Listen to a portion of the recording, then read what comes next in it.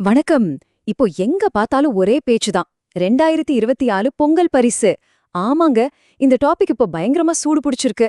ஆனா, இதுல எது நிஜம், எது வெறும் வதந்தி? அரசாங்கம் உண்மையில என்னதான் சொல்லிருக்காங்க? வாங்க, இது எல்லாத்தையும் நாம ஒன்னொன்னா பிரிச்சு மேயலாம். முதல்ல நம்ம எல்லாருக்கும் மனசுல ஓடிட்டு இருக்கிற அந்த முக்கியமான கேள்வி, இந்த தடவை பொங்கல் பரிசுல என்னதான் கிடைக்க போகுது? பணம் தராங்களா, இல்ல வழக்கம் போல வெறும் பரிசு பொருட்கள் தானா? வாங்க, இதுக்கான பதிலத்தான் நாம இப்போ தேட போறோம். நாம இந்த விஷயத்த ரொம்ப தெளிவா புரிஞ்சுக்க முதல்ல கவர்மெண்ட் கிட்ட இருந்து என்ன கன்ஃபார்ம் நியூஸ் வந்திருக்குன்னு பாப்போம். அதுக்கப்புறம் அது எப்படி நம்ம கைக்கு வரும். அப்புறம் அந்த பரபரப்பா பேசப்படுற 3000 ரூபாய் கதை உண்மையா, இதுக்கு பின்னாடி இருக்கிற அரசியல் என்ன, கடைசியா நாம என்ன செய்யணும்னு எல்லாத்தையும் ஒரு ரவுண்ட் பாத்தரலாம். சரி, முதல்ல பரவிக்கிட்டு இருக்கிற செய்திகள் எல்லாம் கொஞ்சம் ஓரமா வச்சுட்டு அரசாங்கம் கிட்ட இருந்து நேரடியா அதிகாரப்பூர்வமா என்ன தகவல் வந்திருக்குங்கிறத பார்க்கலாம். இங்க பாருங்க, இது வேற யார் சொன்னதும் இல்ல, நேரடியா அமைச்சர் காந்தி அவர்களே சொன்னது. ரொம்ப தெளிவா சொல்லியிருக்கார். ஜனவரி 10ஆம் தேதிக்குள்ள எல்லா ரேஷன் கார்டு வச்சிருக்கிறவங்களுக்கும் பொங்கல் தொகுப்பு போய் சேர்ந்துடும்னு. சோ இப்போதைக்கு நமக்கு 100க்கு 100 உறுதியா தெரிஞ்ச ஒரே விஷயம் இது மட்டும்தான். ஓகே, அப்போ பொங்கல் பரிசு தொகுப்பு கன்ஃபார்ம். ஆனா அது எப்படி நம்மள வந்து சேரும்? அதுக்குன்னு ஒரு திட்டம் இருக்கும் இல்லையா? அந்த பிளான் என்னன்னு இப்போ பாத்துரலாம். இந்த டைம் லைனை நல்லா கவனிச்சுக்கோங்க. ஜனவரி மாசம் முதல் வாரத்துல இருந்தே டோக்கன் கொடுக்க ஆரம்பிச்சிருவாங்க. அப்புறம் 10ஆம் தேதிக்குள்ள பரிசு பொருட்களையும் கொடுத்து முடிச்சிருவாங்க.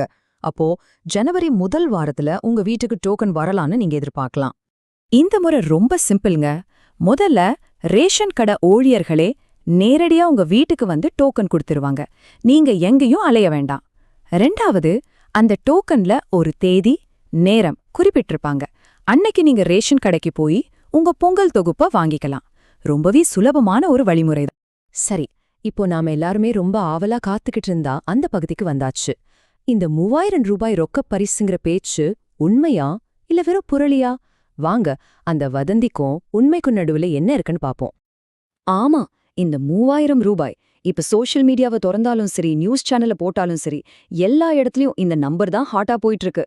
ஆனா ஒரு நிமிஷம் யோசிங்க, இந்த நம்பர் நிஜமாவே எங்க இருந்து வந்துச்சு? இதுக்கு ஏதாவது ஆதாரம் இருக்கா? சரி, ஒரு முக்கியமான விஷயத்த நம்ம இப்போ தெளிவுபடுத்திக்கணும். இந்த 3000 ரூபாய் ரொக்கப்பரிசு இருக்கு இல்லையா, அது இப்போதைக்கு அதிகாரப்பூர்வமற்ற ஒரு தகவல் மட்டுமே. அதாவது இன்னும் சிம்பிளா சொல்லணும்னா, இது ஒரு உறுதிப்படுத்தப்படாத செய்தி. அரசாங்க தரப்புல இருந்து, குறிப்பா முதலமைச்சர் அவர்கள் கிட்ட இருந்து இது சம்பந்தமா எந்த ஒரு அறிவிப்பும் இதுவரைக்கும் வரவே இல்ல. அப்போ இந்த நியூஸ்லாம் எப்படிதான் பரவுதுன்னு நீங்க கேட்கலாம். சில செய்தித்தாள்கள், டிவி சேனல்ஸ்ல அரிசி அட்டைதாரர்களுக்கு 3000 ரூபாய் கொடுக்க அரசு திட்டமிட்டு இருக்குன்னு செய்திகள் வருது.